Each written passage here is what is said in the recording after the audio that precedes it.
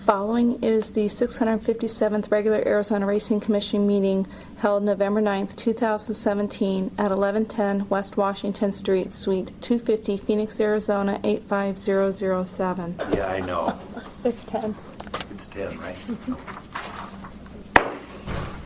Welcome, everybody. I'd like to call to order the 657th regular Arizona Racing Commission meeting of November 9th, 2017. Madam Secretary. Commissioner Garay. Here. Commissioner Heupel. Here. Commissioner Lawless. Here. Commissioner McClintock. Here. Thank you. We have a quorum. Okay. Before we get started, Commissioner Gray wanted to update us on the Greyhound situation. Yeah, well, we don't have Greyhound racing here in Arizona anymore. There was a track closure a couple of months ago, Mobile Greyhound Park, and also recently there was a story made national news about the Cherokee Blood Bank in Texas that had several Greyhounds. And I just wanted to thank Southern Greyhound Adoption Program out of Tucson, and here in Phoenix, Arizona Adopt a Greyhound Inc. and Racing Home in up north Verde Valley. On both instances, they all, when I asked them if they could take any Greyhounds, they all jumped in and said yes, and we were able here in Arizona to take in several of these Greyhounds and get them rehomed. So I wanted to thank our Greyhound adoption volunteers for still stepping up to the plate and taking care of our dogs. Fantastic. Okay, I think we're going to move so that everybody doesn't have to exit the room. I think we're going to start with new business D and move items B and C to the end. We'll breeze through the agenda. Up is the approval of the 2018 Arizona Racing Commission meeting dates. I see nothing wrong with those dates. I have some conflicts, but I think I can do them by phone. Okay. It's not a big issue, so I don't know. I'd entertain a motion. So moved. Second. All in favor? Aye. Aye. Aye. Commissioner Garay. Yes. Commissioner Lawless. Yes. Commissioner Heupel. Yes. Commissioner McClintock. Yes. Motion carries. Okay, item number 2 is Turf Paradise request for a new off-track betting facility, Arley's Bar and Grill, located on 2155 East University Drive, number 116, Tempe. Greg? Thank you. You're up. Turf Paradise has submitted an application. Staff has gone out and inspected the facility. It's a nice off-track betting facility. It's got a nice patio out there. It's got plenty of space. We would recommend approval based on, and the provision that we did last time was given us 5 days, so the earliest they could operate would be November 14th, considering today is November 9th. That'll give time for staff at Arley's to get licensed, OTB managers, the owners, and things like that. But we would recommend approval on this time, contingent on that 5-day. Do you have a motion? Move to approve. Second. All in favor? Aye. Aye. Commissioner Garay. Yes. Commissioner Lawless. Yes. Commissioner Heupel. Yes. Commissioner McClintock. Commissioner McClintock. Yes, ma'am. You muted it. I've done You that. had it on mute, didn't you? No. No. Okay, You should have said yes. we're voting on the approval of Arley's Bar and Grill, OTB. Yeah, he said yes. He said yes. Okay, thank you. Motion carries. Item number 3? Can you hear me okay? Yes. Item number 3 is request from American Greyhound Park for approval of Brad Bryant as general manager. As you know, Ed Ronger has retired this summer after a distinguished career. And Brad Bryant comes from us from, I think, the Fairgrounds. Fairgrounds and yes. Farms, yes. He's applied for his license. The staff has done his background information. Nothing in his background or financial has indicated that he is not going to do a fantastic job as general manager. So we would recommend approval. Do you have a motion? I so move to approve Mr. Bryant as the general manager. I'll second. All in favor? Aye. Aye. Aye. Commissioner Gray, Yes. Commissioner Lawless, Yes. Commissioner Heupel. Yes. Commissioner McClintock. Yes. Motion carries. May I? Moving to item E, information reports. Greg, you're up again with turf safety report. The October safety report, there's, over the past 30 days, there's no items of general concern. Staff on a daily basis monitors the lighting, drainage issues, anything that they see, they bring to Turf Paradise Management's attention. They've done a good job on addressing each of the concerns. Here's that the horsemen are keeping the barns free of weeds and trash, so things on the backside are operating pretty well. Again, we are out there every day almost, sans the dark days, looking at items. Horsemen have been very cooperative when we brought something to their attention, in the individual barns, and they've corrected it. We talked last time about roofing issues. We haven't had any rain, so we're still waiting for that first rainy day. And when we do have that, we'll be out in full force checking not only our office location, which that roof was replaced over the summer, but speaking to the trainers and things on any type of barn that may have an issue, and we'll bring that to Turf Paradise's attention. Over the first couple weekends, the second weekend of the meet, we did have an incident in the L barn, which is the barn that the horses come in for the race day. There was a group of people that brought coolers on the backside full of some alcohol, and they were having a good time, as they should. We were a little bit concerned because they were drinking a little bit. Brought it to Turf's attention, and on the overnight, they have promptly took care of the situation by putting that there would be no alcohol brought onto the facility from the outside. As noted last month as well, shockwave therapy. Turf Paradise, working with the AZ, Arizona HPPA, has banned shockwave therapy at Turf Paradise. Our staff continues to monitor that situation. We've seen no violations at this time, and that is a house rule. At the end of last month, we had our first Equine Safety Review Committee, which is the review of all catastrophic injuries on the track. We discussed the 2 necropsies from September-related incidents. And just to give you some background, in September we had one quarter horse that collapsed after a workout. The death was attributed to exercise-induced pulmonary hemorrhaging, or EIPH, which is commonly referred to. We also had a thoroughbred that had collapsed after a workout, and that was also attributed to EIPH. In attendance to those meetings, our Turf Paradise management, our staff, Dr. Scott Waterman, both trainers of record were there.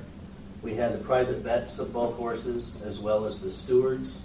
The HBPA was represented, so it's a good chance for all of us to get together and talk about these incidents, learn a little bit, maybe. In the case of the first quarter horse, it was a particularly young trainer that I think took away a lot of things from that meeting that he may be able to do better the next time. As we sit right now, we've had what I would indicate 4 race-related catastrophic injuries, 2 during morning workouts, and 2 in the afternoon during races. Last year, I took a look this morning. We had 7 race-related catastrophic injuries at this time last year. 5 in the morning, and 6 in the morning, and 1 during afternoon races. So on the surface, you could say we're down from last year. However, when we put this thing together over the summer, we've included, and I think it was the right decision, the number of colic deaths, or what I would call sickness-related deaths. Okay, not all states, I don't think, do that. Okay, we do, because I think it's transparent, and it gives a better picture of what goes on back there. So far this year, we've had what I would call 3 sickness-related incidents. 2 were colic, 1 was pneumonia, and again, these are sickness-related issues. When we go into this thing, I think all of us go into and say, you know what, 0 fatalities is what we'd be looking for, and that's our goal. But in reality, we have 1,600 to 2,000 horses back there, and incidents do happen. So on the surface, there were 7 incidents last year. We're at 7 this year. But I still think this, the review committees and the work that we've done all summer long is going to help in the long run. Okay. Do we have a bigger colony of horses this year than we did last year at this time? I'm not sure what the numbers are. It's not the same commissioner right now. We're waiting for an influx for some more horses out of Canada. It's important to note that all deaths at Turf Paradise are being sent for necropsies at Midwestern, even the sickness-related ones. And so we're looking at that as well as all the race-related. So all in all, I think it's a good start. Could it be better? Yes. Okay. But I think we're going to see a lot of good things come out of this program. In September, did they look at the temperature during the days? We had 100-degree temperatures. Did that ever? No, we did not. We Play went a back part? and look at that, though. Just curious. I mean, these is were September morning- a high month? I mean, is 4 considered 4 horses either in the morning and the afternoon? Is that a lot in a given month? I'm just curious It's if tough to say. 105-degree days could. Remember, Create these some of the in problems. There were morning workouts, so the morning Yeah. training time is 6 to 10 a.m. Yeah. So those So two. it would have avoided the major heat of the days. Yeah. But And that's in the it. I'll go back afternoons. and look I'm and just see. curious. I'm curious. I don't know. Yeah. So that's a good question. So we'll continue to monitor it. I'll give you an update every month on it, and then that would be the takeaway. Great, thanks, Greg. The next is budget report, Director Casillas. And I should have made this on the record earlier. He is out. There was a memorial service for a former employee that Okay. he is attending, and so I think we're leaving that to who's doing the budget. Would that be- Lori was supposed to be down here last night. Okay. And Move that back. Yeah. let's move it back. We'll move it back. Permittee reports not to exceed 3 minutes, American Greyhound Racing. Nothing new to report at this time. Okay, thank you. County fairs. Jay Rito. Good morning, everyone. Jay Wells, president of Rito Park Foundation and Rito Racing. We're gearing up for our 75th anniversary. We're really excited about that. We did secure financing for next year, so we're very pleased for that. That should close this next coming week. I've been working with Greg to make sure that we get all of our paperwork in on time, et cetera, to launch next year. Barns are going, the bid went out today, and barns should start construction the first week of December. We're adding 56 stalls. That's great news. We need them because we've been renting some tents, and so that'll not only reduce some expenses, but put us a little bit more back like we were before the county tore them down. Something that I knew about the last time, but I was a little bit remiss in mentioning it because it wasn't a done deal, but 9 of our interns from the University of Arizona Racetrack Management Program were invited to intern at the Breeders' Cup. And the notes and thank you notes that we got from these kids, and some of them were kids, some of them were my age almost, going back into the program. But that's been a big shot in the arm for us. It shows that what Rito is. It's a little track demonstrating that we're the real deal. We're not just a little bull ring. We do, because of the delays in getting our financing, we are going to ask that you consider a special meeting during December to approve our dates and our temporary license. We hope you'll be open-minded about that. And again, I'm working with Greg to make sure that all of that's done as expeditiously as possible, and be happy to answer any questions regarding that if you have them. No, congratulations on your intern program. Yeah, no, the whole thing is kind of, we're not quite on the plateau of stabilization, but we're really excited about the prospects and the progress that we've made. Thank you. Thank you, Jay. Turf Paradise, Vince.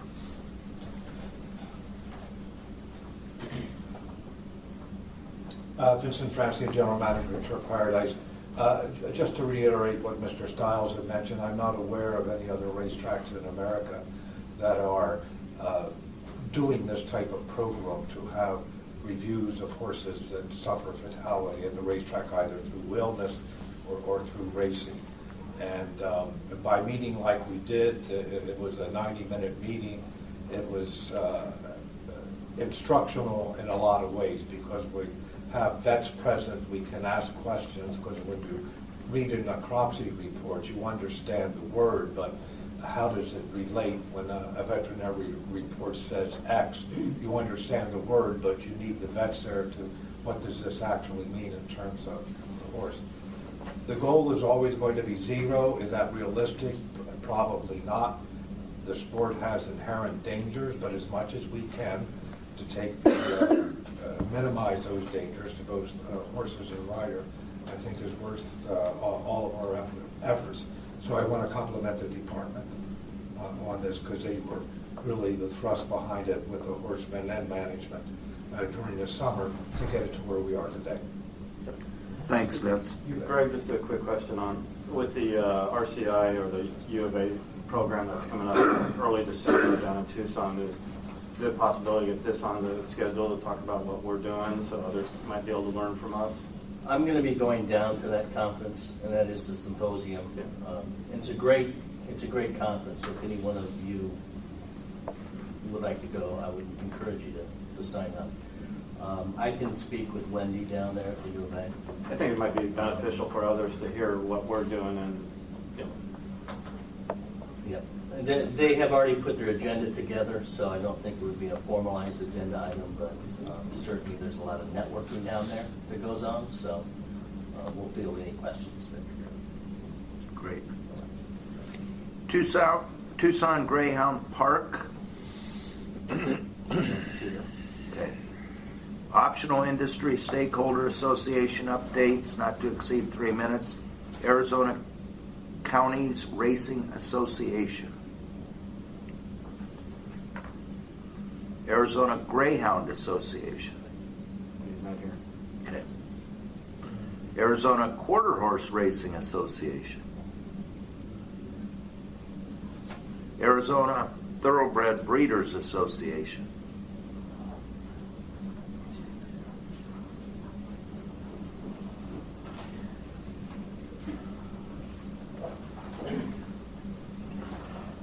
Good morning. My name is Scott Rollins. I'm with the Arizona Breeders Association. I'm on the board.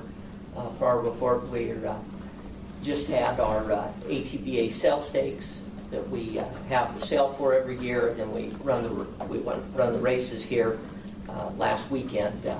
This year we happen to have 2 Arizona breds win both divisions, the fillies and the colts, which helped us put out an extra $100,000 from the breeders to those Arizona breds, which really helps the associations let people see that there's worth in owning Arizona breds here in Arizona.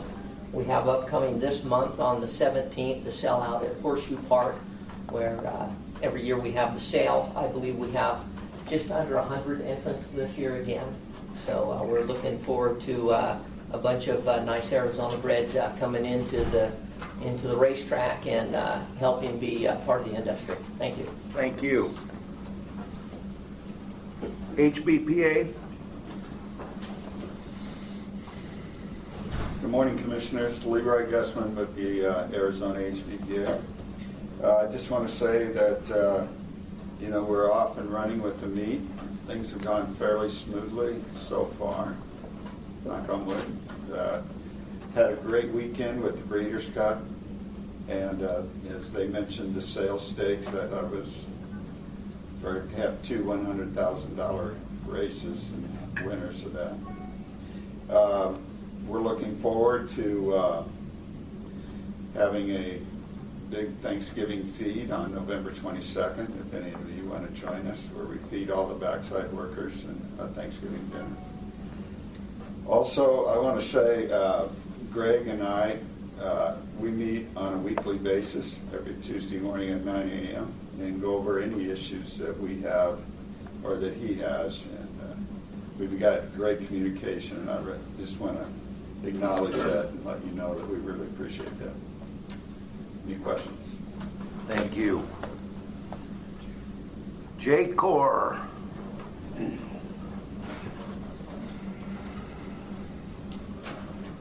Morning, Commissioners. Tom Author, J-Corp Partners. Not much has really changed. We're just kind of down to the details of getting the deal closed. And hopefully, when we meet in January, we'll have purchased the track money. We did sit down with the Turf Paradise people, and Jay was there, and I reported back to you guys, and also called Jerry Sims. We were not able to meet on terms of how we want to handle this whole TV situation. But we're going to press on, and I think we'll get it all worked out one way or another. And we're confident we'll get it worked out and we would move forward. So not a lot of detail. What's going on now is really just trying to get the deal closed, buttoned down. And you know, every 2 steps forward, 1 step backwards, as you know in the business. But that's kind of where we are. Do you anticipate opening next summer or the following, probably? We'll just have to wait and see what kind of obstacles we have. You know, if there's, and then we our construction costs are all in. Depending on if we could get closed quick enough and get it built out. We don't want to do kind of a half-baked deal, though. We don't want to. It's kind of like when you're walking into something, you want people to be convinced that you put your best foot forward. So we don't know. Okay. But we'd like to, at least in some form. But we're not going to do it unless it's done right. But 2019 is absolutely definite, and we've got some exciting things going on that we think could help us put together a really good meeting. Great. Any questions? No. Thanks, Tom. Thank you, guys. Well, I wasn't here, so the Jockeys Guild was here last month. So I'm back. You're probably not here. Yeah, you're in a good team. I have spoken with Daryl. Okay. All right, moving on to item F, commission reports, summary of current events affecting Arizona Racing Commission. Now, at this point in time, and I have to apologize on the budget issue. It pays to read your emails daily, and this morning there was an email saying that I was doing the budget. That's the report. Do you want to go back and do it? Or? Yeah, I want to do it, yeah. I do speak with Lori on a weekly basis, and often when we see each other in the hall, we're on top of it. Right now we're under appropriation for the first 4 months of the year, so things are going well. There's no major issues at this point in time that we see. So that Great. would be the budget report. Well, thank you. Identification of matters to be placed on future agendas. Anybody? Not at the moment. Next. Actually, just because I think our next meeting is what, January? January. Legislature. We have a special will be meeting in open. December, no? Not yet. We don't know whether that's going to happen or not. Oh, okay. Just be once the legislature is open, have that put on our agenda for whatever may be going on. Yes, sir. I will make sure that's on there. Jay, I've got a quick question. Are the dates not established yet? Or From my understanding, Jay Wells, Retail Racing, from my understanding, the administrative paperwork has to be completely in-house and processed so that they recognize that all of those requests are in-house for review. At that particular point in time, you could extend a temporary permit that would allow us to continue while the rest of it is under review. Clearly, that's going to be necessary in the time frame that it takes for them to do the review, especially in light of their budget. It will probably drag out into the season, and I think there's precedent for that in licenses prior to ours.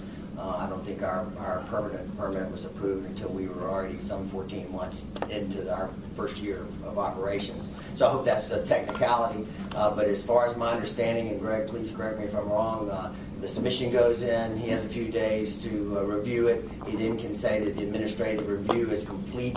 At that particular point in time, we will be asking the commissioners to do a special meeting just to give us a temporary permit to extend past the end of the year and also approve our dates, and that will allow us to start advertising, etc. Needless to say, we're behind the 8 ball on this because of the financial situation, which you guys are aware of. So we hope you'd extend us that courtesy and give us a chance to have our 75th. Any other questions? Okay, we're at the call to the public. I see Stacy and Mike are listed. Stacy's going to reserve till item C, from my understanding. Mike, do you want to talk now or wait till items? You what? We'll reserve. Okay. The next Racing Commission meeting is scheduled for Thursday, January 11th at 10 a.m. in this room. With that, we will go back to item B, which is executive session, which means unfortunately, everybody needs to clear out. We need a motion. Oh, we need a motion. Yes. Go So ahead. moved to go to an executive session for item 1, Sims versus Arizona Racing Commission. I'll second. All in favor? Aye. Okay, this commission is recessing to go into executive session at 10:25 a.m. I want to. Following is the I didn't second see that open B. session of the regular Arizona Racing Commission meeting 657th on November 9th, 2017, held at 1110 West Washington, Suite 250, Phoenix, Arizona 85007. Okay, we are back in open session. And the time is 10:36. I will take a roll call. Commissioner Garay. Here. Commissioner Heupel. Here. Commissioner Lawless. Here. Commissioner McClintock. Here. Okay, we're all present. Okay. This is a time set for consideration of the director's order in case number 18A-022 DOR Ronald A. Sims notice of appeal to the Arizona Racing Commission of Department of Gaming Directors July 19, 2017 letter and August 16, 2017 order, and the briefs filed by both parties. Upon the parties' request at the meeting held on September 14, 2017, and in the briefs we will consolidate the two notices. Are the parties present? If so, please come forward and identify yourself for the record. Stacey Harrison on behalf of Ronald A. Sims. I think Joe was here. Yeah, I saw him earlier. And we're there. Oh, you know what? Yeah, we ought to leave the door open because he may think we're. Well, no, he'll know everybody's gone.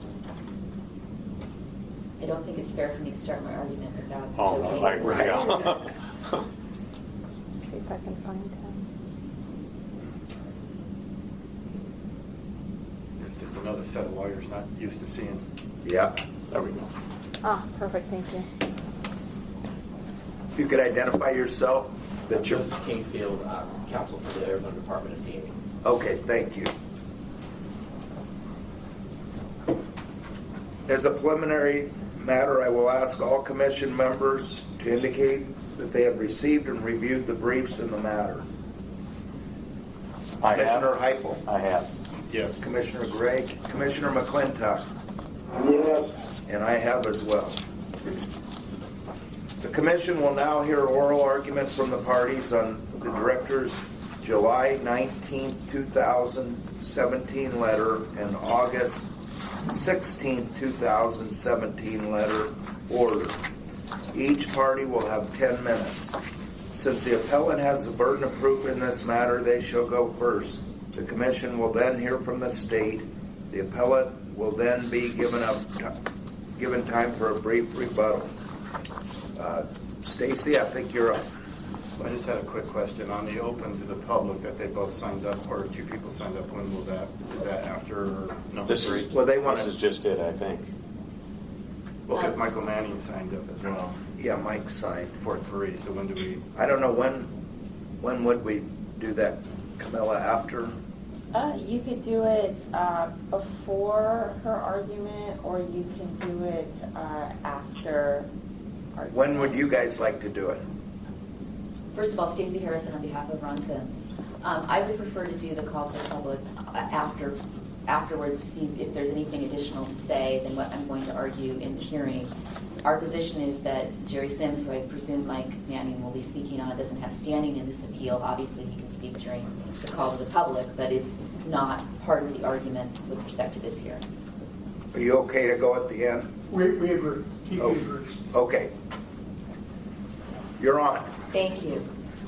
First, we're before the commission today on these appeals to exhaust our administrative remedies if required. We are not waiving any rights or positions from previous proceedings. We do not, for example, waive our objection that the commission does not have jurisdiction over the director's decisions under SB 1480.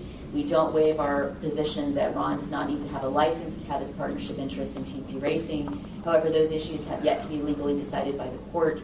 So we are here today, and Ron applied for a new license in 2017. First and foremost, our Part A brief requests ex parte disclosures from the commissioners. I won't go through them. They're detailed in the brief, so we request that those be made. And we also request that the commission recuse, or there's voluntary recusal of Commissioners McClintock, Lawless, and Borey for the reasons listed in the papers, and also that the Commission for Institutional Bias recuse itself and refer this matter to a neutral, non-conflicted tribunal, and do that before it considers the merits of these appeals. So that's our request. Assuming that those requests are going to be denied, I'll get into the merits of the appeals. First and foremost, what this is about is that Ron Sims applied for a new license in June of 2017. The director, after complying with all of the requirements, both in the rules and the statute, the director sent a letter on July 19, 2017 that stated that Ron's license application was incomplete because he needed to submit proof of ownership of a racetrack in Arizona and verification of the quote-unquote successful outcome of the TP Racing litigation, which returns his ownership in TP Racing before the application would be considered complete. This decision contradicts the statute and the rules upon which the director and the department relies in their papers for this decision. First, assuming the commission has jurisdiction at all, it has jurisdiction over this decision as well as the director's order dismissing the other appeal that we filed with the department, regardless of whether it's an appealable agency action. The commission's jurisdiction is under ARS Section 5104D, as this is two decisions of the director, and also under AACR 19-2-124A, as Ron is a person who is aggrieved by decisions or rulings of the director. The cases that the department cites in its papers do not state that we must have appealed these decisions directly to the Superior Court. They simply state, including the Wade versus Arizona State Retirement Systems, that we were not required to exhaust our administrative remedies, but it didn't say that we couldn't go the administrative route before we go to the Superior Court. And frankly, so that there's no dispute about this later on, we're here to exhaust our administrative remedies if necessary. So, first, to be clear, Ron does have a current ownership interest in TP Racing through JNR Racing, who is the general partner of TP Racing.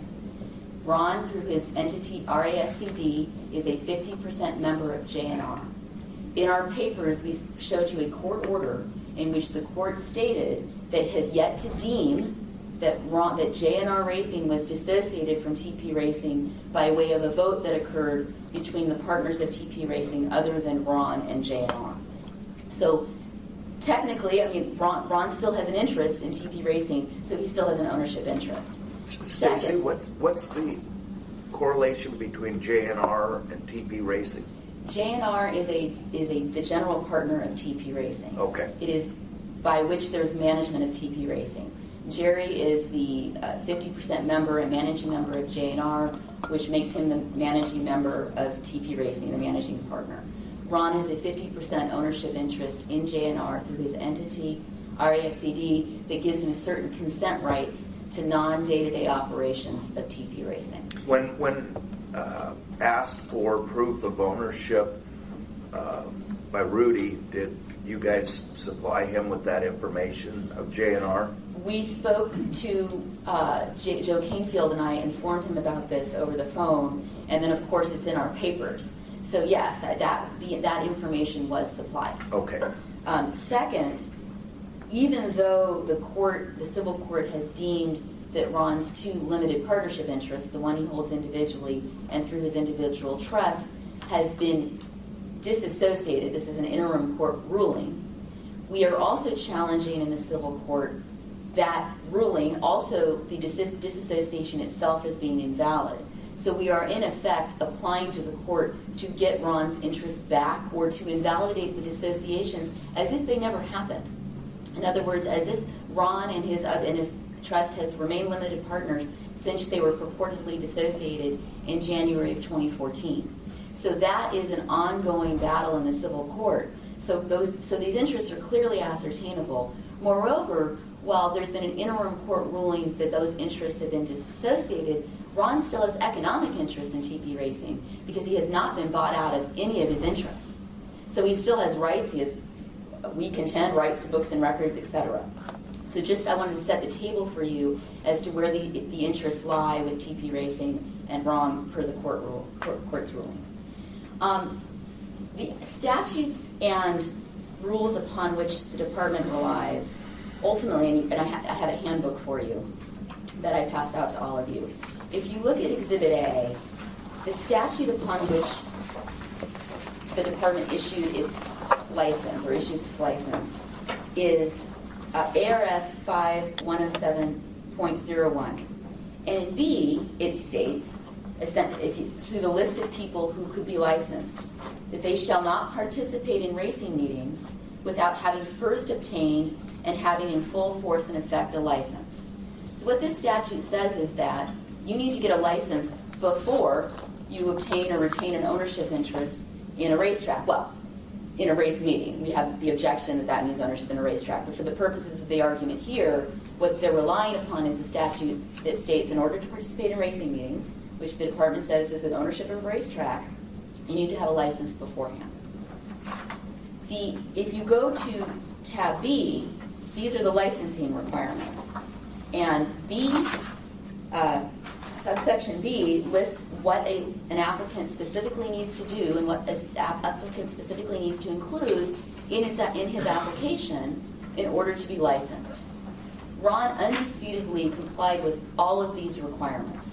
He filled out the application as required, he paid the fees, he provided the fingerprints, and nowhere in these rules or regulations does it require him to show ownership of a racetrack.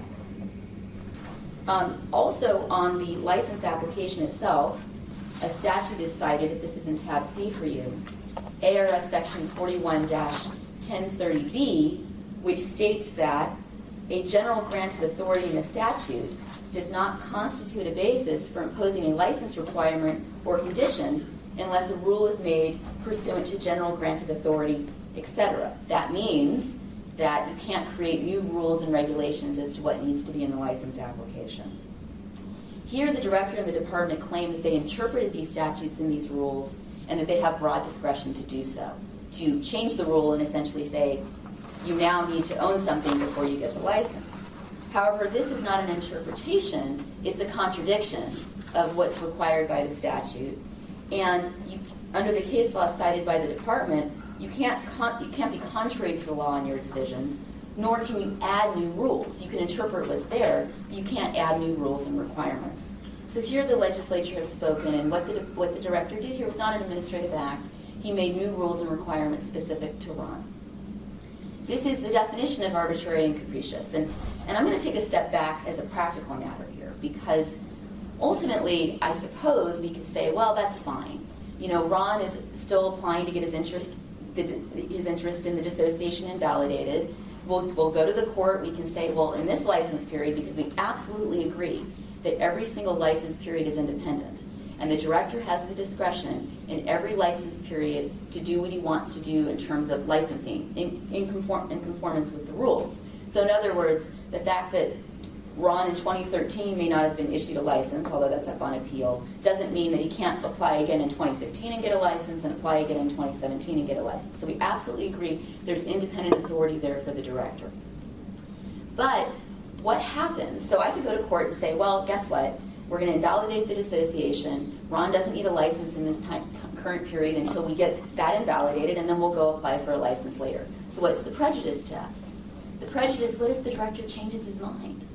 What if 2 weeks from now he says, well, you know what, for this license period, you now need to have a license before you can have an ownership interest, which has been the practice of the department for as long as I've known this case. So we need to have certainty as to what the rules are with respect to applying for a license. And that is the concern that we have here today, that there's no certainty as to what the requirements are. Also, I just have to note, it's a little cute that the reason why Ron was, at least the basis for the dissociation that Jerry and the other partners used, was that he didn't have a license. And so because he was dissociated, because he didn't have a license, the director is now saying you can't get a license because you were dissociated because you no longer own a track. So there's a catch-22 here in what's happening with this situation. Also, in terms of whether this is an appealable agency action, this affects Ron's rights. If this decision is not overturned, it could be deemed that his application was withdrawn. This is not just a legal determination, it's a factual determination as to whether he had various, whether he complied with and sent in materials. It's a factual determination. And also, the fact that there was no notice sent that this is an appealable agency action doesn't make it not an appealable agency action. For example, if the director had denied Ron's license and then not served the notice that it was an appealable agency action, that doesn't mean that Ron can't appeal the denial of his license to OA. So if you have any questions, I'm happy to answer. Stacey, I think you referenced that this was an application for a new license. Correct. On the application, it says renewal of a certain number. Correct. Is it a renewal of that, or is it a new license? It is a renewal for a new license period. So I guess you're right. It's not a brand new license in the sense that Ron was licensed during the 2015 to 2017 time period. He was given a temporary conditional license contingent upon the ultimate outcome of the 2013 license application appeal, which has yet to happen. So it was a renewal because he was licensed in a previous period. And it's for the same partnership interest, ultimately, that and when he got his license in 2015, he was in the exact same status as he is today in terms of where his partnership interests lie. So your position, if I understand it, is that I could apply for an owner's license if I comply with that statute without having an interest in a racetrack. I know the JNR argument, but assuming he doesn't have an ownership interest, he's still entitled to an owner's license? According to the statutes and the rules, me personally, I'm just reading what's on the piece of paper.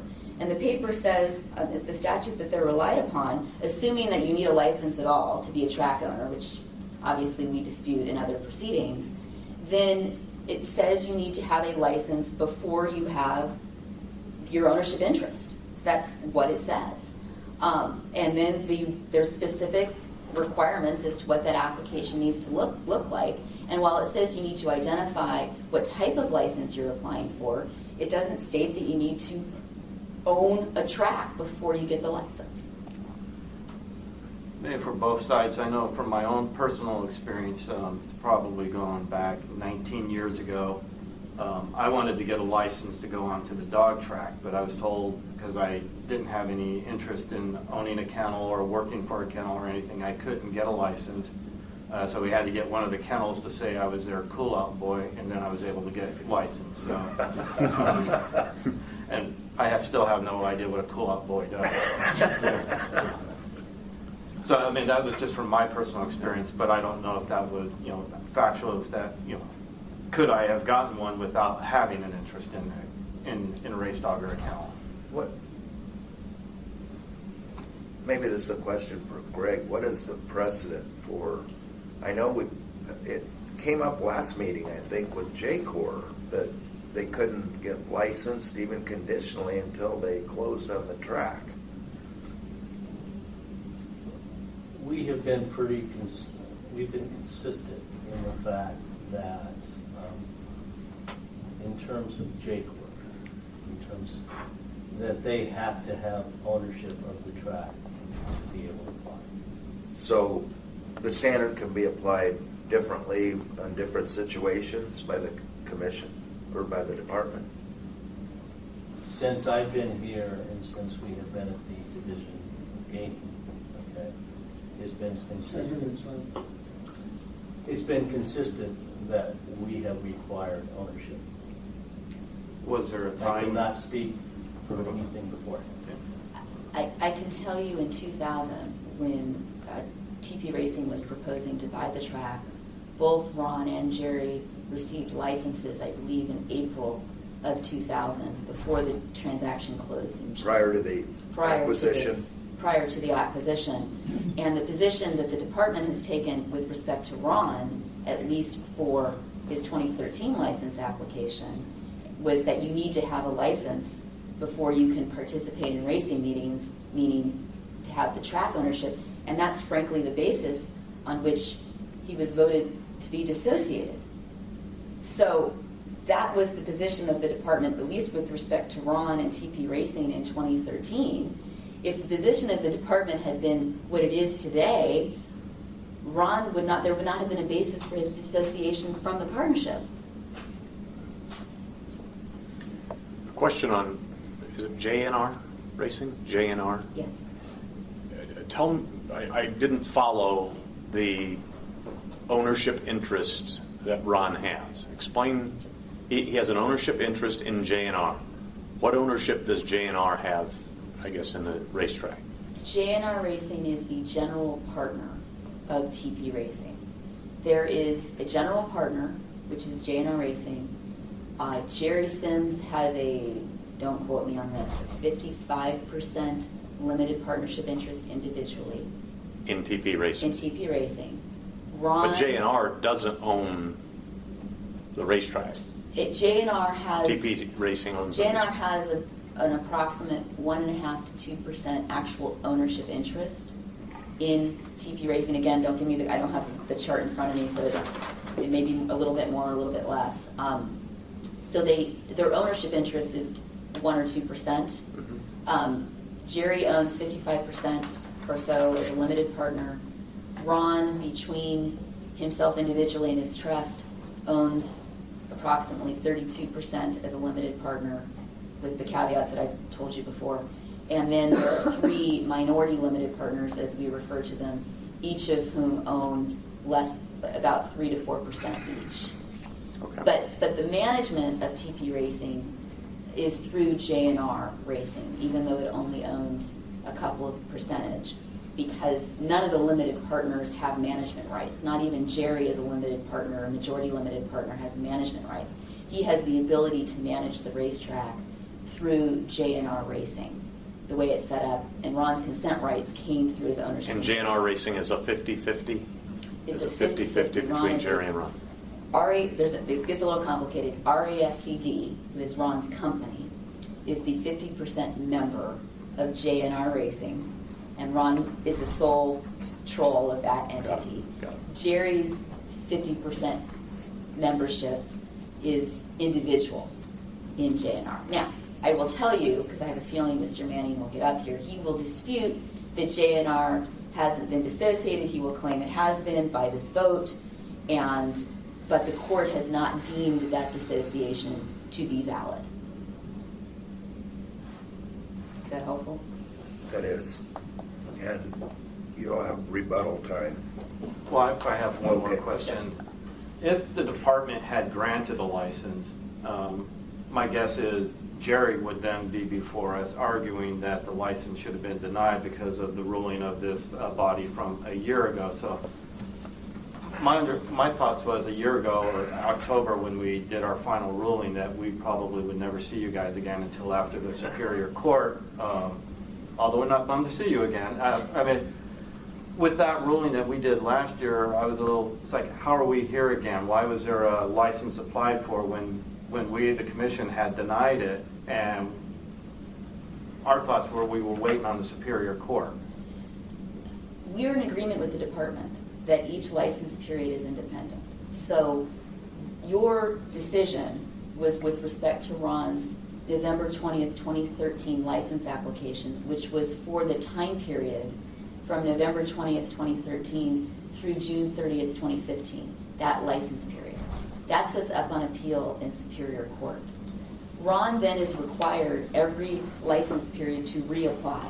That's the way it's set up under the statutes and the rules. So he reapplied, even though this was all in flux in 2015, he reapplied. At that time, the department granted him a temporary conditional license contingent upon the outcome of the 2013 license application dispute. We're still in it, so that license expired, it didn't expire because we submitted a renewal application, but that license time period ended. And so we reapplied for a renewal before that time period ended. And so now we're in a new time frame, 2017, where the director gets to decide again what to do with Ron's license application. The director could have deemed the application complete, like he did in 2015, and then ruled on whether or not Ron should be licensed. But he didn't do that. This time he deemed the license application incomplete.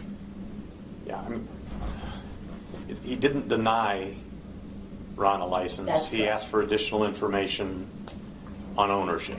And if he has ownership, why wouldn't you just pass that on and say, here's the evidence of the ownership? We did, but the license application wasn't deemed complete.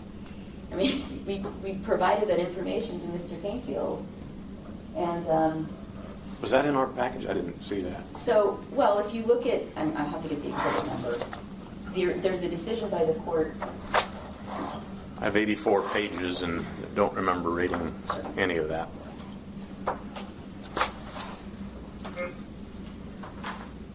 So,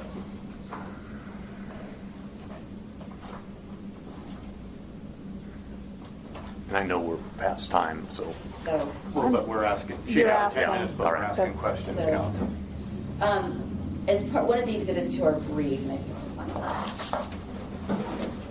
Guess the exhibit- yeah, I think we're gonna get. There's a decision that was rendered by the civil court in April.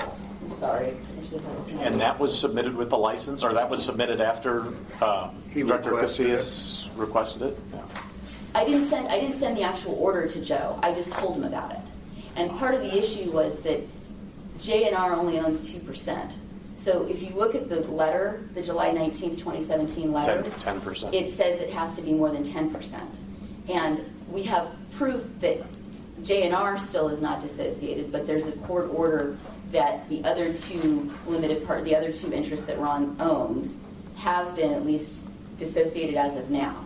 So I don't know why it wasn't deemed complete. It could be because it wasn't more than 10%, but this information was communicated to Mr. Canfield. I didn't send him the actual order, but I talked to him about it on the phone. We can ask. So the J&R's interest is less than 10%. It's 1 or 2%. So that doesn't qualify. He's not required to have a license. You're requiring on. Oh, yeah. If you're over 10%, you're required to have Right. a license. If But under, you're depending on is that correct? disassociated interest to apply for the license. The department's position, and like I said, the position has changed. The department's position has been that if you own a 10% or give it 10% or more interest in a racetrack, you need to have a license. Right. That's been the department's position. So we then got a letter that said, we're not going to deem your application complete until you provide proof of 10% or more. I had a conversation with Mr. Canfield in which I said, J&R hasn't been dissociated, and we're challenging the dissociations of the other interests. And then, if I recall correctly, it was settlement discussion, so I don't want to get too much into it. There was a discussion like, is that going to be sufficient? Can we resolve this somehow? And the answer ultimately was no. So I did not provide this actual order, which is, do you know what the exhibit number is? It's April 26, 2017. 19. It's Exhibit 19 to our Part B brief. It's the April 26, 2017 order from the civil. I got a summary of those exhibits, but not the actual exhibits. Oh, you didn't? No. You sent a link. I never got that link. I got the list of, on 2 pages, you had 1 through, I don't know, 30 something. We sent an appendix, but then we also sent an electronic link to all of the exhibits. We sent it to the department and to Ms. Alarcon. So we're not allowed to send it to you individually. So we sent it to where we were supposed to send I it. got this exhibit numbers 1 through 30, but not the actual exhibits. At least I did not I don't see them. think I did, but I'm a computer Maybe I just moron. I just didn't click on them I properly. know I sent you guys briefs. I cannot recall. Yeah, I don't Well, recall. They were in two separate. They were two separate emails, although they were sent the same. I'm kind of glad I we deal didn't. with Okay, computers. Just because that's Yeah. I actually. Well- I did not. I thought you sent the link to the department because of the size of the files, not because there was extra information there. So they have not reviewed the information that's in the link. So if you want to continue it, they have not. They never received it. Well, it would be helpful for you to review it and for it to be in the record. Well, it's in the record. They just haven't reviewed it, and they should have an opportunity to review it. That's fine. Yeah, I don't recall. I'm in Yeah. computers and I don't recall seeing anything to click on to. Yeah, I admit I did not understand that was somehow in addition. Well, because in my that- mind, why would it have been part of the original? That exhibit, I think you said 19 or what does that show? What is that? So I have a hard copy. Can you summarize? So yes, Awesome. there was in the civil court, there was a motion to clarify a previous ruling of a previous judge as to whether that judge ruled that JNR Racing had been disassociated from TP Racing or not. And the civil court in this April 2017 order found that determination had not been made. That had not been made, a determination had not been made by the court that JNR had been dissociated from TP Racing. It didn't say it hadn't been. I just want to be absolutely clear. It said there's been no determination made whether that vote to dissociate TP Racing was valid or not. This order also discusses how there had been a determination by the civil court that the dissociation of Ron's individual limited partnership and his trust limited partnership had been done pursuant to the statute, so there had been a dissociation. However, we had claims pending in the court that were also deemed valid, that we could invalidate that dissociation because it was the result, and I'm summarizing here, of Jerry's wrongful conduct. So those issues have not been determined. So we have claims pending to invalidate these dissociations, which could happen later in the civil proceeding, such that it would be as if the dissociation never happened going back to January 2014. But I'm happy to leave this copy with you if you like to, or we can just make certain you get the exhibit. Yeah. How many items are we looking at? Because I mean, 30 first, I'm not items. comfortable moving forward knowing that there's evidence or stuff that we should have seen and have not seen. Which then my question is, how do we proceed today? Well, Because I'd like one to side has spoken. I'd like to continue with Mr. Kingfield's 10 minutes, and then we can determine afterwards how we want to pursue He it. had that we've not seen. Yeah, And I think he needs to. no blame to anyone, but I do need to say for the record, I think the emails were clear that one was the briefs and the other were the exhibits. So, but anyway, obviously you need to read the materials. Thank you. Joe?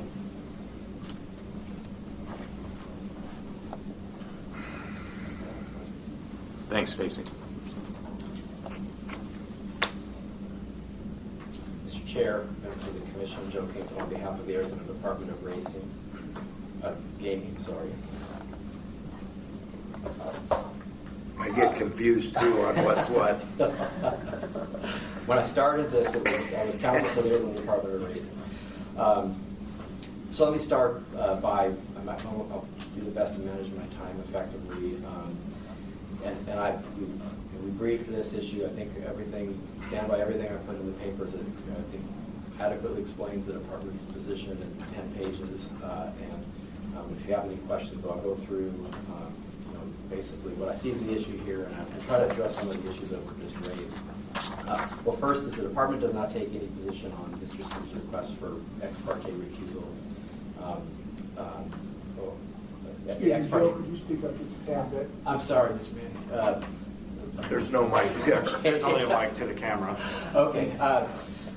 Can you hear me okay? Yes, I can. Thank you. First is the department does not take a position with respect to Mr. Sims, Ron Sims' request for ex parte disclosure and recusal by the commissioners.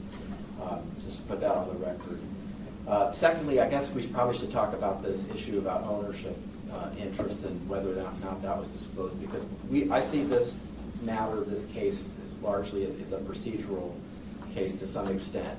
The department asked Mr. Sims, when Mr. Sims applied for his license, the department asked for additional information, which it was entitled to do under the administrative rules, and the specific request was to show us proof of ownership. The litigation between the Sims brothers and the respective entities was referenced in that letter. The department is fully aware of the ongoing dispute over ownership. Obviously, it's not a party to that, but it has been involved in that proceedings through subpoenas, and it's come up again through the licensure actions with respect to Ron Sims. Ms. Harrison did call me. I do recall that. I always answer my phone. I talk to Ms. Harrison. I talk to Mr. Manning quite a bit. Any time council has any questions for me or wants to relay information to the department, we see a lot of that, frankly, in this because this has been very litigious. So a lot of times the lawyers for the various parties will go through me when they want to communicate with the department. But I don't recall the specifics. I'm sure Ms. Harrison, I don't doubt anything that Ms. Harrison said here today in terms of what she argued or advocated or urged upon the department. That does sound familiar to me. But the issue, I suppose, is that if the argument is that Mr. Sims does retain an ownership interest or is an owner of a racing track in Arizona, then that should have been provided in writing to the department during that time period that Mr. Casillas asked for that. So then that question could have been evaluated appropriately, because it wasn't, I guess we can debate about whether I got that information and effectively communicated, but in terms of the formality of this proceeding and that license, that information should have been provided, because you can see through the questions asked by the commission today, it's not completely clear as to what the status of ownership and interests are. That issue's being heavily litigated. I suppose we're going to hear during the public comment period from counsel for TP Racing about a different view of that. So we needed more information. What we don't have is information upon which to make a determination that Mr. Bronson is an owner. We have a legal argument that he doesn't need to be an owner, and that this is the very request that the department made for proof of this information was unlawful and outside the rules, which I'll now discuss why that is not the case. So under the Administrative Procedures Act in Arizona, the laws and statutes that govern when a decision is made by a state agency or commission like this one that affects a person's rights, duties, or privileges, well, then that decision is called what the law refers to as an appealable agency action. And that then invokes the process whereby the person can go to the Office of Administrative Hearings before an impartial administrative hearing officer, present evidence, testimony, cross-examination, and who ultimately will make a recommendation back to the decision maker. And if there's any issues of fact, like in a license case, like a fitness case, like the original proceeding that first gathered us all together, then that can be sorted and sifted through, and then ultimately comes back to the decision maker, which is either the director or the commission, depending on what stage of the proceedings we're at. And then the thought is that this all prevents these kinds of factual issues from resolving them, from having to go to court, or maybe they'll work themselves out, or that process will provide some clarity. But there's a reason why we have that administrative procedures process, is to have those kinds of issues sorted out. But the definition of an appealable agency action, which again is cited, says that while a decision that affects someone's duties, or privileges, rights, or duties is appealable, there's an exception to that. And And broadly speaking, if there's involved an agency's interpretation of the statutes and rules that govern its process and has done so in a uniform way, then that is not going to be something that's going to be litigated, because there's really no question of fact associated with the agency's interpretation. Here, we've cited to you the reason, the law and the rules that support the department's decision to ask for proof of ownership. The department can create categories for licensure. That's clear. I don't think anybody disputes that. The ownership category has been in place for many years. And the rules, require that you specify the category. Well, the rules also require that you give your address, your date of birth, your social security number, those kinds of things. And then the application requires that you swear to its truthfulness.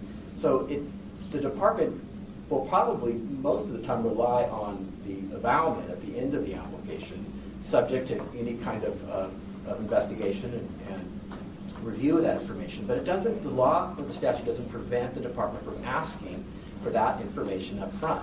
And given the context and the situation that we have been presented with, this commission is very familiar with, we don't think that was an unlawful request, nor was it an unreasonable request to ask at this point in time. So the analogy I was going to give is if, date of birth, right?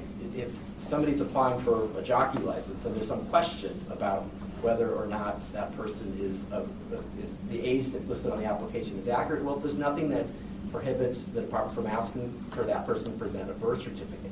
What Mr. Sims is arguing is that rule that sets forth what's required to be in the application would actually have to say, for an owner, a license for an ownership category needs to present proof of ownership upon applying, and that would be requiring something that isn't required. It's within the department's discretion to ask for that information.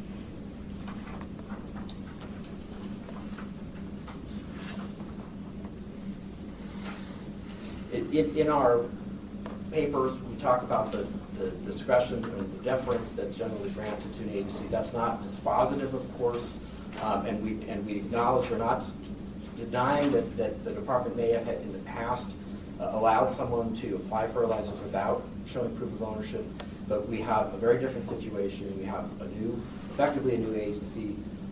All these rules and procedures have been reviewed anew. We agree that every license period is a new application considered on its face, and after more careful examination of these statutes and requirements, the department has come to the determination that in this specifically, well, generally speaking, if someone wants to be an owner, they need to show proof of ownership.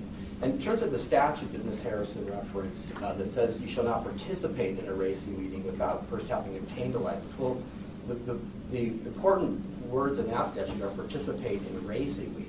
So we don't see as a department a conflict with that statute by saying, show us your ownership interest, apply for your license, but don't participate in a racing meeting during the duration of that process. Now, that it would behoove that person to move that process quickly and to keep in communication with the department so as not to be accused of participating in a race meet without a license. But in this situation, there is more than adequate communication between the parties.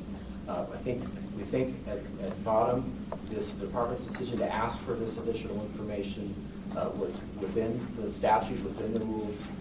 There was not specific information provided with respect to ownership. At that point, instead we have an appeal saying that we acted outside the scope of our authority. We would respectfully ask the commission to dismiss both the consolidated appeals that are before you today. Unless there are any further questions. Does Stacy have rebuttal after? Yeah, Stacy has rebuttal. Okay, well, because I'm going to say keep her to time because she actually exhausted her time for the argument and then some, and that was before you guys started your questioning. So in order to keep this moving... I have 1 minute. Well, because my question kind of for Bo. Yeah, we were asking questions a lot. So. And the information that this new license is for a different license period, and what the commission had ruled on last year was for another my concern or question still is, I believe in our ruling, there was something about false information had been given to the department. So my question would be, why would the department give somebody a license that had previously given false information until we have a final ruling from the Superior Court as to whether our ruling was correct or not? So, Mr. Chair, Commissioner Gray, can I take a stab at that? So let me make sure I'm understanding your question. Are you asking why would the department consider? Yeah, that's given Director Walsh's revocation due to false statements. And then, in our final ruling, I think we did October, November last year. I believe there was an item that we had said that there was false information had been given. So let me on ownership at that time. Chairman Lawless, Commissioner Gray, let me just put this procedurally in context, because the department has not made a decision on Ron Sims' current application for a new license. We call it the 2017 application. So we have the 2013, which is the one that is where the commission deemed Mr. Sims unfit, and that's currently on appeal to the Superior Court. Then he applied during the duration of these proceedings. That license period expired, so he applied for a license for what I call the 2015 license for another 2-year period. Well, we were, as the department, we're in a little bit of a situation, because we had our director who had accepted the recommendation of the administrative law judge that Ron Sims was fit, but we had an appeal filed by TP Racing as an aggrieved person before this commission, but this commission had not yet addressed that. That was all in the process of being briefed. So the department decided to issue what it termed a conditional temporary license, but that license expired on its own terms in August. So Mr. Sims then wanting a license for the subsequent period, which we call the 2017 license, is what is pending now, where the question lies. And so he by asking, the application has effectively not been reviewed by the department, because the administrative process of completeness process isn't finalized. He asked for additional information. He didn't provide it. He challenged the department's ability to even ask for that information. That's the question before you. If you decide that you decide with Mr. Sims that the department was outside of its the law in asking for that information, which I think would be an incorrect ruling for the reasons I've already stated, but say you did, well, then we would go back and we would then review his application, and then the department would have to make the decision as to whether or not Ron Sims is fit for a license or not. I think, Commissioner Gray, I think that gets to your question. Well, then they have to decide yay or nay, and then we may very well be back here with the question of whether that decision is consistent with the Commission's prior view of Mr. Sims' prior license application. Yeah, I just feel like we're in a bad cycle, that no matter what, that one side was going to be coming here now. And we kind of thought until the Superior Court had finalized it, we were kind of done, and it's just kind of. Well, Mr. Chair, Commissioner Gray, that was sort of the department within 2 years ago was thinking, well, why don't we'll do this conditional temporary license to see how this plays out. Mr. Sims is exercising his appeal rights. He obviously disagrees with the Commission's decision. And then that might inform what the final determination is as to Mr. Sims' fitness was, at least for the prior period, and which could certainly be considered in any subsequent period. But as time would have it, these proceedings are moving slowly. Justice moves slowly sometimes. And we are where we are with this current application. And the department has decided proof of ownership is necessary for this application to continue to be processed. Okay. Stacy? First, I just have to address Commissioner Gray's comments about false information. There's nothing actually in the Commission decision that Ron provided false information to the department as the basis for the decision.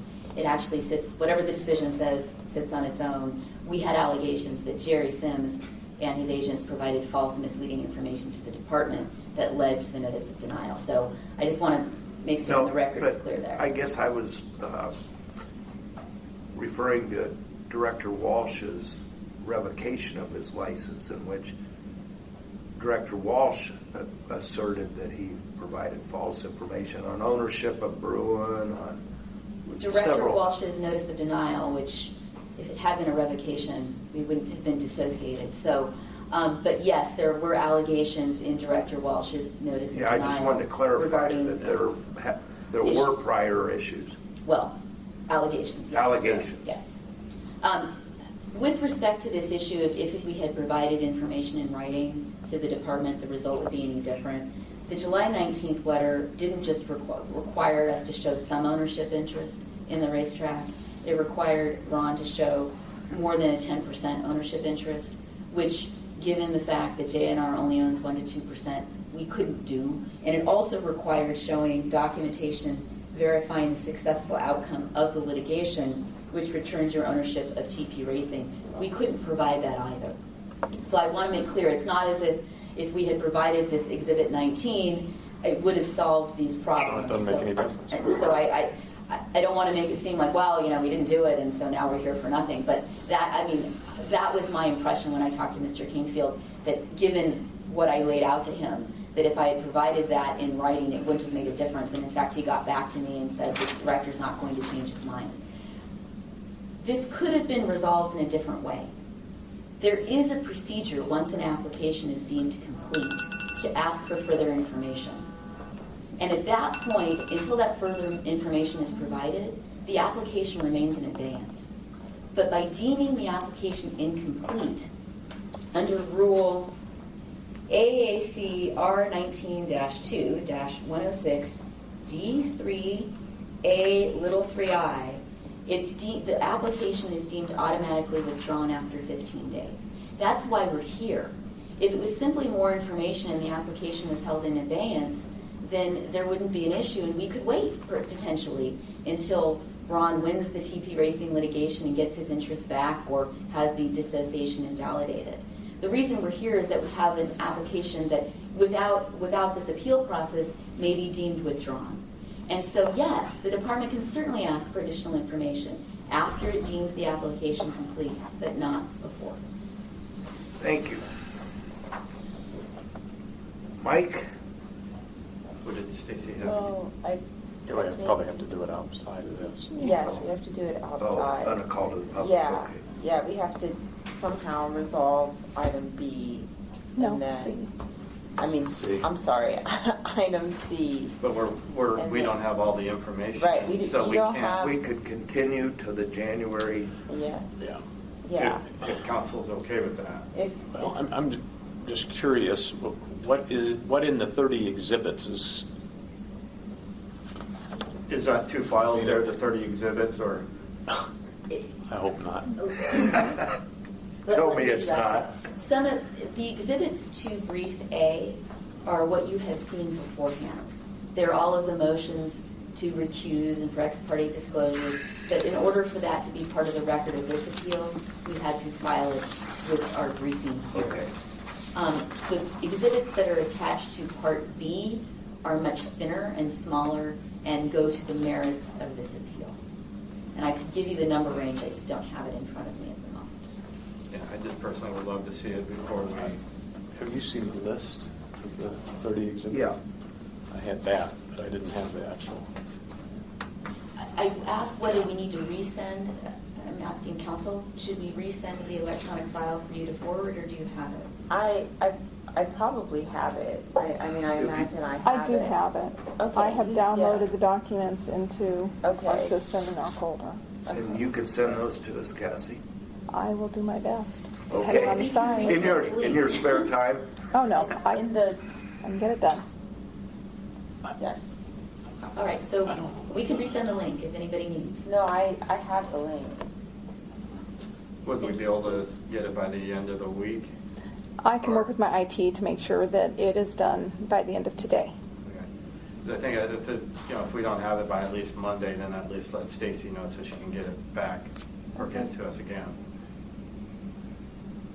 And if we want to continue the hearing until January, that's on our end. Joe, are you okay if we continue the hearing until January to give Stacy, Give us some time to read it. us the opportunity to get Stacy's Yeah, that's fine. exhibits. Yeah, we're fine with that. Okay. All right, I take a motion to. Well, I'm not sure I'm ready for a motion. Okay. Go for it. I just don't know what in the exhibits is going to. Ron, the director didn't deny Ron a license. He requested additional information. I don't know what those exhibits would say that would change my mind about the director having full authority to do that. I mean, For me, it's if Ron's counsel submitted it, I would like to see it. Yeah, and we should, but Were those exhibits submitted to the department? Yes. I mean, not as part of, but as part of the application? No. No. They were submitted with her brief. Okay. So yeah. it was served on the department as part of our brief, yes. But not as part of the application? Yeah, we should. I kept getting hung up in the briefs on the fact that a letter asking for additional information was a denial that was appealable. That's exactly, where I'm. that was That's my where point. I'm hung up. That was my point.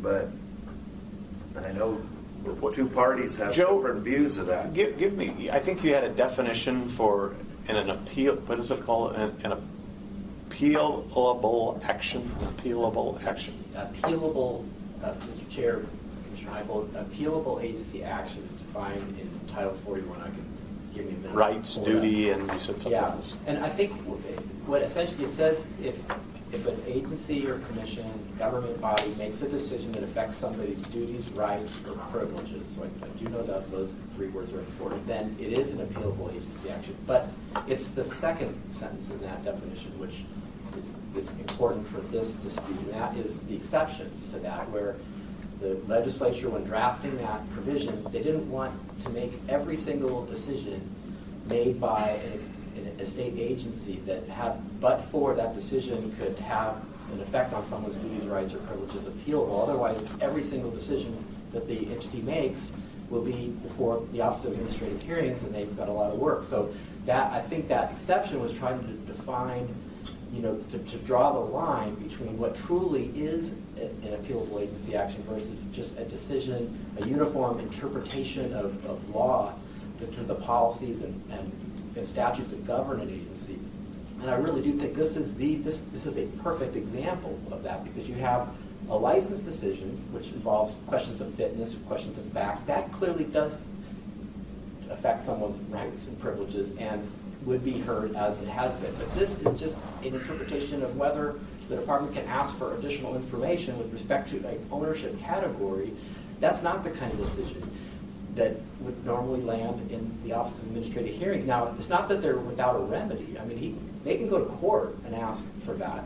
We won't move to dismiss them for failure to exhaust their administrative remedies if that's what they're concerned about. But we don't think that this is a proper administrative decision for the reasons we've argued. So, we did not brief the question. There's, a separate question which Ron Sims asserts at the beginning, which is whether this commission has jurisdiction to even decide whether this letter, and that comes down to what does the meaning of a decision mean? Because in statute, this commission can rule on decisions made by the director. The definition of a decision is very similar to the definition of an appealable agency action. So, but we didn't feel that we were in the position to argue we were without jurisdiction to even question whether the department had the authority to ask for additional information. We are fine with you deciding whether that request was reasonable and lawful. My question is, the last hearing we did last year, it had been to the administrative law judge and then came to us.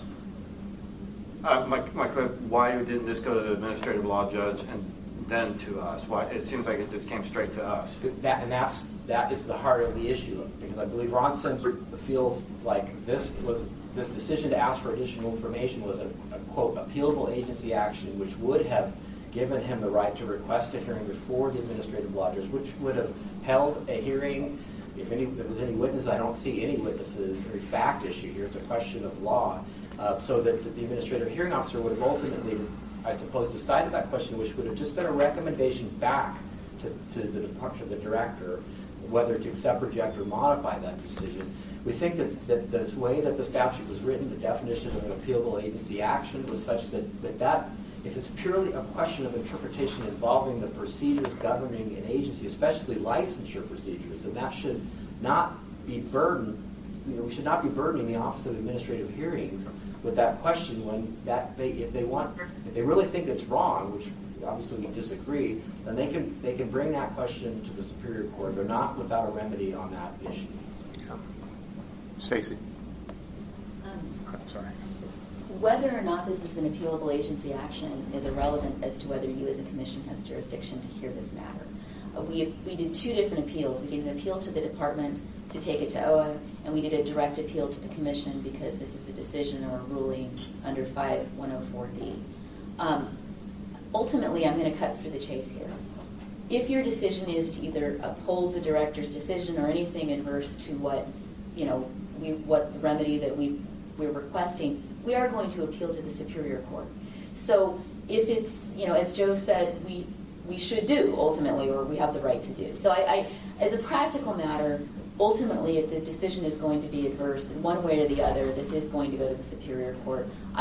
I think you should have the opportunity to review all of the materials we submitted so you can make your decision, and it's absolutely clear that we have exhausted our administrative remedies, so there's no dispute about that.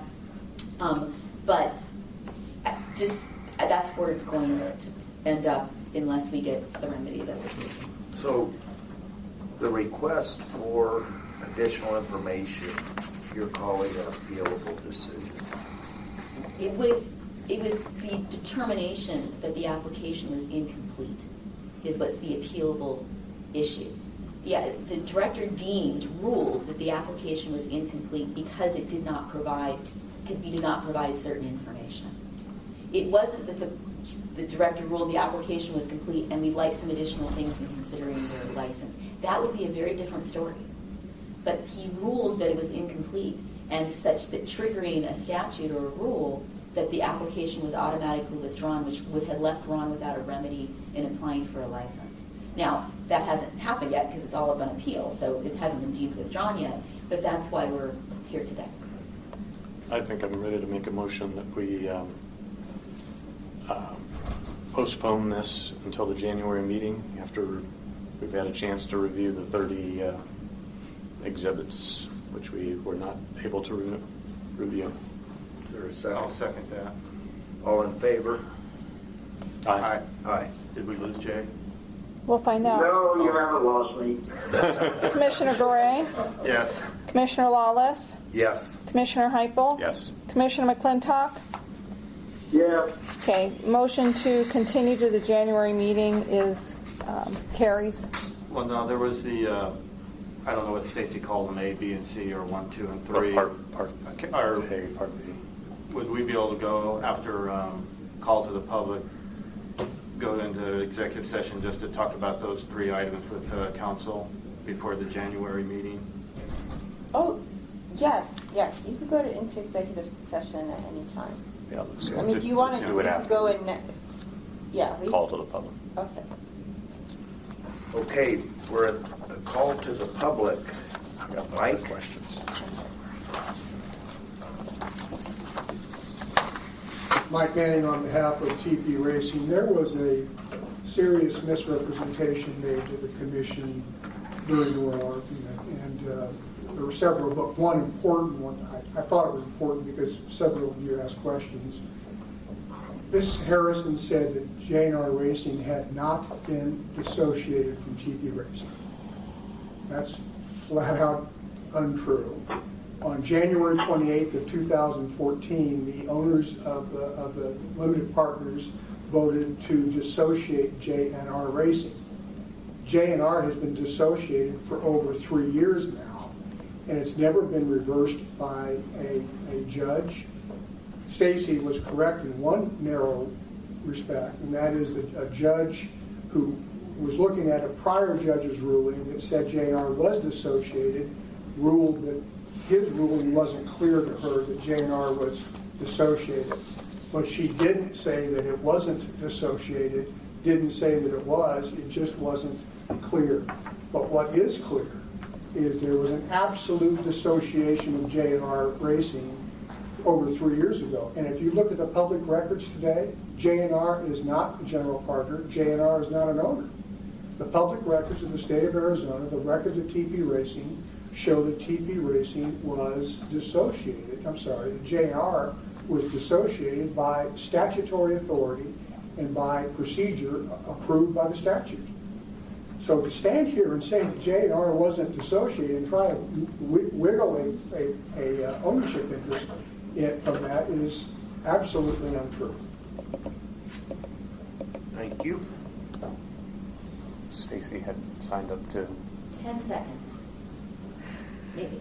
10. 10. I bet you can't do it.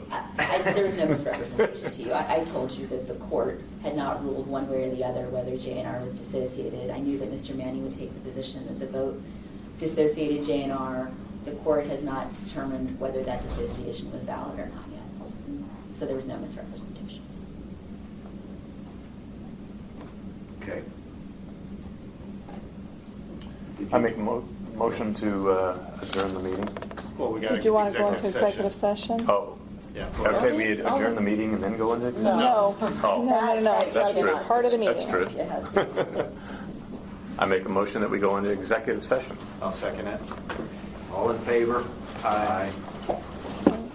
And And bring we're gonna- some rain from It California is in January, 11:41, that'd be great. and this commission is going into the second executive session. Is it raining over there? This is the third open session of the 657th Arizona Racing Commission meeting held at 1110 West Washington, Suite 250, Phoenix, Arizona 85007 on November 9th, 2017. It's my lunchtime. Okay, we are back in the open session at 12:05 and doing roll call. Commissioner Garay. Here. Commissioner Heupel. Here. Commissioner Lawless. Here. Commissioner McClintock. Here. Thank you. You may proceed. I'd entertain a motion to adjourn. So move. Second. All in favor? Aye. Okay, this meeting is adjourned at 12:06 p.m. 06 p.m. 06 p.m. 06 p.m. 06 p.m. 06 p.m. 06 p.m.